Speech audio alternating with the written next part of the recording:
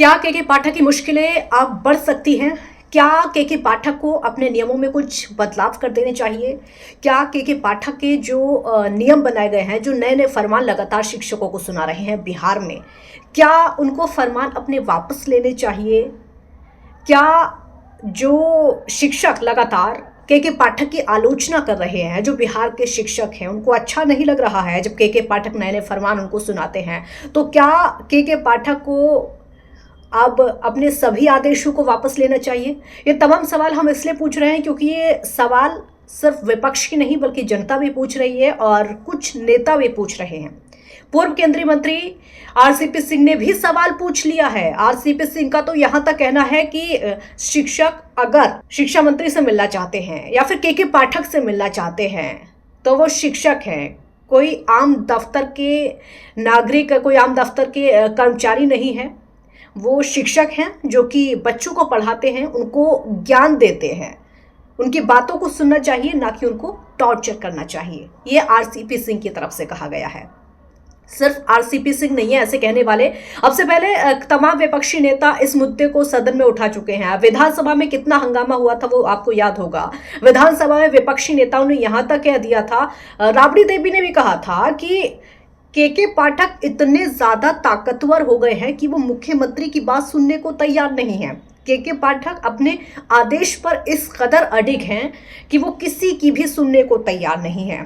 वो लगातार शिक्षकों को फरमान सुनाते जा रहे हैं। शिक्षक उसकी वजह से परेशान हो रहे हैं। शिक्षक के जो परिवार वाले हैं वो उसकी वजह से परेशान हो रहे हैं, लेकिन केके पाठक लगातार अड़े हुए हैं। हालांकि मुख्यमंत्री ने इस बात को लेकर जवाब भी दिया था कि जो शिक्षकों का समय है स्कूल जाने और स्कूल से आने का, वो 10 से 4 होना चाहिए। सुबह 10 बजे वो पहुंचे या फिर सिर्फ 15 मिनट पहले पहुंच जाए, उसके बाद 4 बजे वापस आ जाए। यानी ये जो समय होगा शिक्षकों के स्कूल जाने और स्कूल से आने का होगा। हालांकि मुख्यमंत्री ने तो आदेश दे दिया था इस बात को, लेकिन अभी तक कोई भी आधिकारिक सूचना इस बात को लेकर नहीं दी गई है। जब तक कोई आधिकारिक पत्र नहीं आ जाएगा, जब तक शिक्षकों को लिखित में नहीं मिल जाएगा कि उनका समय 10 से 4 हो गया है, तब तक शिक्षक कैसे मानेंगे?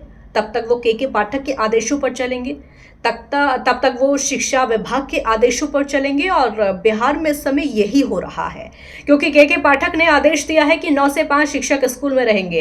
यानी आधा घंटा पहले जाएंगे और आधा घंटा के बाद ही वो स्कूल से निकल सकेंगे। इसकी वजह से शिक्षक परेशान है। अगर 9 बजे का स्कूल है तो उनको लगभग 8:30 बजे स्कूल में पहुंचना होगा, और शाम को 5 बजे जब बच्चे स्कूल से निकल जाएंगे तो तकरीबन 5:30 बजे तक शिक्षकों को स्कूल से निकलना होगा। यह आदेश केके पाठक की तरफ से दिया गया था और इस आदेश को लेकर लगातार आलोचना हो रही है। शिक्षक सड़कों पर प्रदर्शन कर रहे हैं, लेकिन अभी तक कंफ्यूज है कि आखिरकार आदेश है तो फिर है क्या।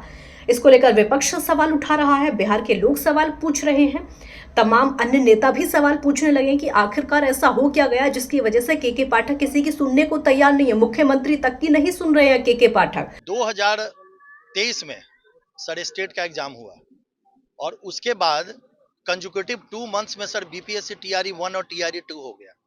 अब सर ये स्टेट का जब हम लोगों ने एग्जामिनेशन दिया था तो उस समय हम लोग का था कि भाई 58 साल से ऊपर के सारे लोग इस एग्जामिनेशन को दे सकते हैं। उसके बाद जब आपने जब बहाली लाई बीपीएससी के थ्रू, तो बीपीएससी में जो टीआरई 1 और टीआरई 2 आया सर, उसको 2 महीने के अंदर आपने एग्जामिनेशन ले लिया। और टीआरई 3 में आप कहते हैं कि 10 वर्ष की छूट आपको नहीं दी जाएगी। हम लोग सर इसी के लिए शिक्षा मंत्री के पास खड़े हैं। इसलिए सर न्यायगत संगति है कि 12 साल में बहाली नहीं आई है सर, बहाली नहीं आई। 2011 में स्टेट हुआ तो पहले स्टेट के थ्रू बहाली होती थी, लेकिन उसके बाद में सर 2019 में कुछ सब्जेक्ट का हुआ और कॉमर्स में खास करके 2023 में हुआ। और उस समय अगर आपको 10 साल की छूट नहीं देनी थी तो आप उसी समय हमारा स्टेट में एग्जामिनेशन नहीं लेते। आप कहते कि भाई उसमें 37 वर्ष ही रहेगा, और आप उसमें हमको 10 वर्ष की छूट दे रहे हैं। और बीपीएससी टीआरई 1 टीआरई 2 अगर आप 6-6 महीने पे एग्जाम लेते, 1-1 साल पे लेते तो कुछ मुद्दा का विषय था। लेकिन सर स्थिति यहाँ ये है कि आप 2 महीने के अंदर टीआरई 1 टीआरई 2 ले लिया और 3 में आप कहते हैं 10 वर्ष की छूट नहीं दी जाएगी। सर ये अन्याय है, ये न्याय नहीं है। शिक्षा मंत्री से मुलाकात हुई? सर शिक्षा मंत्री से हमारी मुलाकात हुई है। सच्चाई बात यह है कि सर पूरा सिस्टम कोलैप्स किया हुआ है, कोई किसी की बात सुनने के लिए तैयार नहीं है।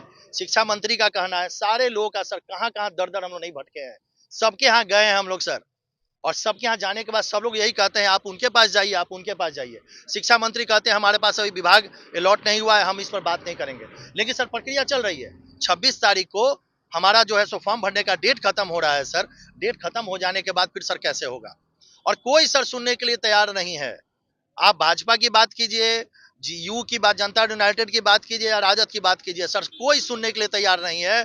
और किसी बात पर चढ़ हमारा सर मांग है कि हमको 10 साल उम्र में छूट दी जाए और साथ साथ हमको 5 अटेम्प्ट दिया जाए सर।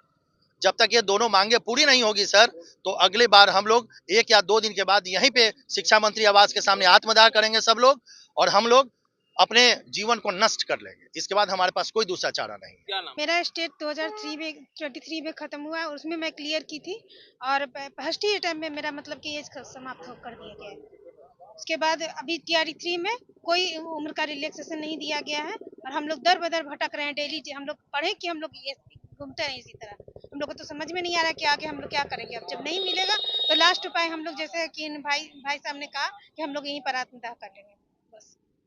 आप लोग शिक्षा मंत्री से मिली थी क्या? शिक्षा मंत्री मिली थी तो वो कोई मतलब कि पॉजिटिव रिजल्ट तो नहीं दिए। बोले कि अच्छा हमारे विभाग में अभी बंटवारा नहीं हुआ है और हम अभी इस पे कोई कार्रवाई कर नहीं सकते। लेकिन मैंने बोला सर आप लोग का एक सिग्नेचर हम लोग का जिंदगी बचा सकता है, लेकिन उन्होंने कुछ नहीं सुनवाई की। क्या नाम हुआ? मेरा नाम अंजना है। वीडियो अच्छी लगे तो कमेंट करके बताइएगा। और आप क्या सोचते हैं बिहार के शिक्षा विभाग के अपर मुख्य सचिव के पाठक के फरमानों को लेकर और शिक्षकों को लेकर, जरूर बताइएगा।